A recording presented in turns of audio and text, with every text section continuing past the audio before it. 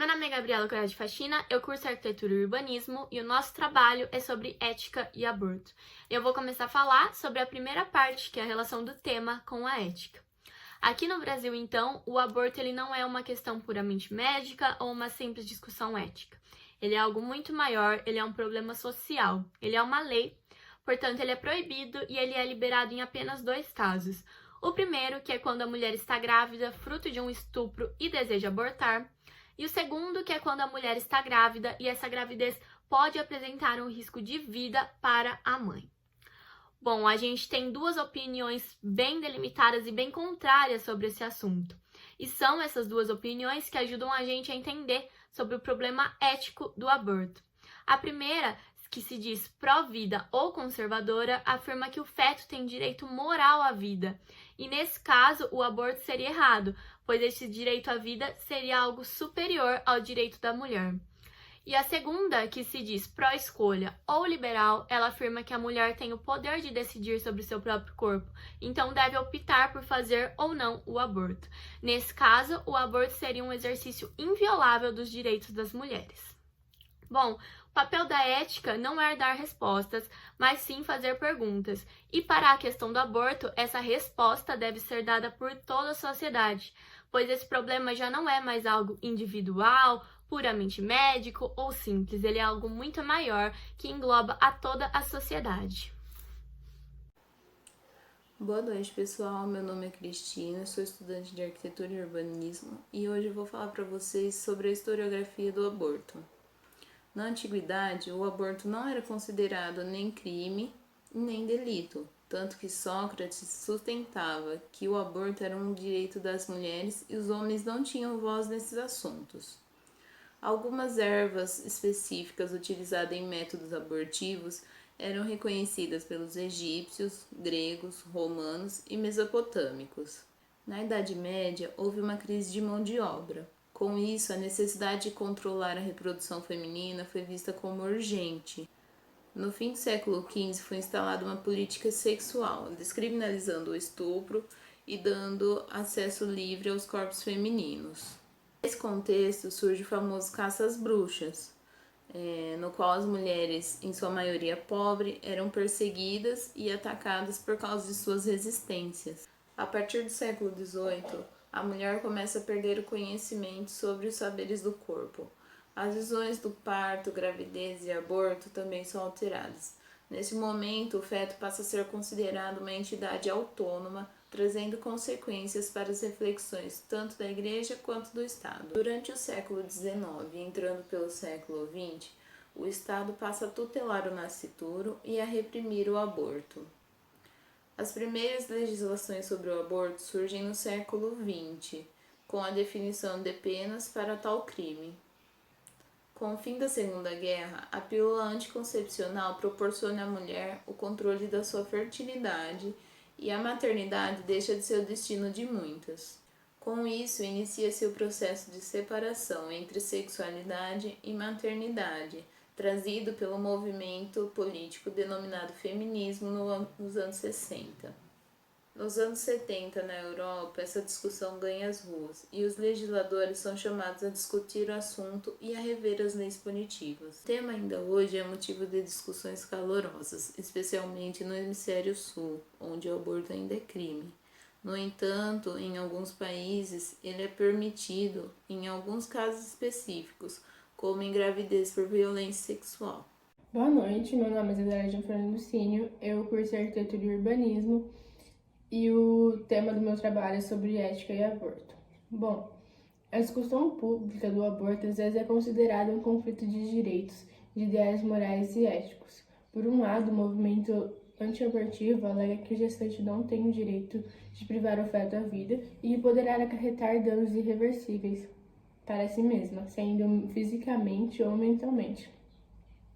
Por outro lado, o movimento pró-aborto alega que a mulher tem autonomia sobre o próprio corpo e que o número de crianças abandonadas irá diminuir, assim como haverá maior segurança e qualidade no processo cirúrgico. No Brasil, o serviço de aborto legal no SUS foi idealizado para atender mulheres vítimas de estupro e em risco de morte. Essas duas situações, o Código Penal não pune nem os médicos e nem as mulheres pela prática do aborto. Porém, essa guerra de ideais dura há décadas e não há um lado certo ou errado, muito menos um desfecho próximo. O que nos cabe é refletir e discutir. Esse certo e errado seriam os fatores a favor e contra. As meninas vão falar mais adiante. Contudo, o argumento principal dos defensores da legalização do aborto é a respeito à autonomia reprodutiva da mulher ou do casal, baseado no princípio de liberdade individual, sendo a liberdade de se expressar, a liberdade de pensamento, que são fundamentais para qualquer pessoa. Na bioética, o aborto não é um tema exclusivo para mulheres ou militantes dos movimentos sociais. A ideia de autonomia do indivíduo possui uma penetração imensa na bioética. Ser médico significa estar disposto a oferecer intervenções em saúde que são legais, benéficas e desejadas pelos usuários do serviço. Os valores devem influenciar o debate na esfera pública sobre qual tipo de sistema de saúde queremos. Porém, esses valores e crenças pessoais não podem influenciar na qualidade da atenção, dificultando o acesso à assistência da saúde, aos direitos humanos das mulheres que buscam atendimento médico. Meu nome é Caroline Aparecida Perlatti, faço arquitetura e urbanismo. O tema do trabalho é ética e aborto e vou falar sobre os argumentos a favor e contra o aborto. São muitos os argumentos prós e contras à prática do aborto. Alguns dos argumentos a favor são: pesquisas dizem que o feto humano não sente dor antes de 24 semanas de concepção. As conexões nervosas do cérebro do feto não são formadas antes desse período. A legalização do aborto se faz urgente para assegurar a vida e a dignidade das mulheres. Trata-se de uma questão de saúde pública. O aborto clandestino no Brasil é a 5ª causa de morte materna. A legalização do aborto não aumenta o percentual de pessoas que abortam e diminui as taxas de mortalidade materna. Em países europeus onde a prática é legal, o número de abortos diminuiu ao longo dos últimos 20 anos e a mortalidade materna deixou de ser um problema de primeira ordem de saúde pública. A criminalização do aborto é também uma questão de desigualdade social e racial, porque ricas abortam e pobres morrem, e além disso, no Brasil, as mulheres negras têm 2,5 vezes mais de chances de morrer durante um aborto do que as brancas. E alguns dos argumentos contra são: aqueles que são contrários à prática abortiva argumentam que se a vida é o maior bem e se prepondera sobre quaisquer outros, não há razão alguma que justifique sua interrupção. Em casos quando a gestante corre risco de vida, os defensores contrários dizem que há outros meios para se salvar a vida da gestante. Os avanços da medicina podem possibilitar a garantia de uma gestação próxima da normalidade e salvar a vida de ambos. A vida da gestante não tem maior valor do que a vida do feto. Na verdade, não há colisão entre direitos, pois se tratam de pessoas distintas. Tirar a vida do feto fruto de violência sexual perpetrada contra a mãe não repara o mal causado. O aborto seria um erro para corrigir o outro. Cabe ao Estado proporcionar assistência psicossocial à mulher que poderá encaminhar a criança para a doação, se assim o desejar. Oi, eu sou a Annelise Ricarte, do curso de Arquitetura e Urbanismo, e eu vou falar sobre a legislação e os direitos humanos em relação ao aborto. Segundo a legislação brasileira, só é permitido o aborto em casos em que a gestante esteja com sua vida em risco ou quando a gravidez é resultado de estupro.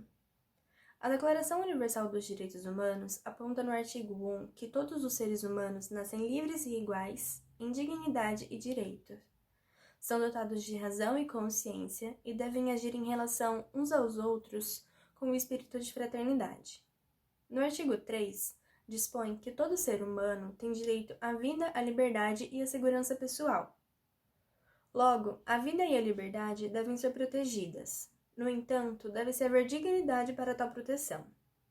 Garantir a vida da gestante e, ao mesmo tempo, forçá-la a concluir uma gravidez é o contrário do objetivo de proteção à vida. O direito de liberdade da mulher a possibilita escolher experiências que quer vivenciar.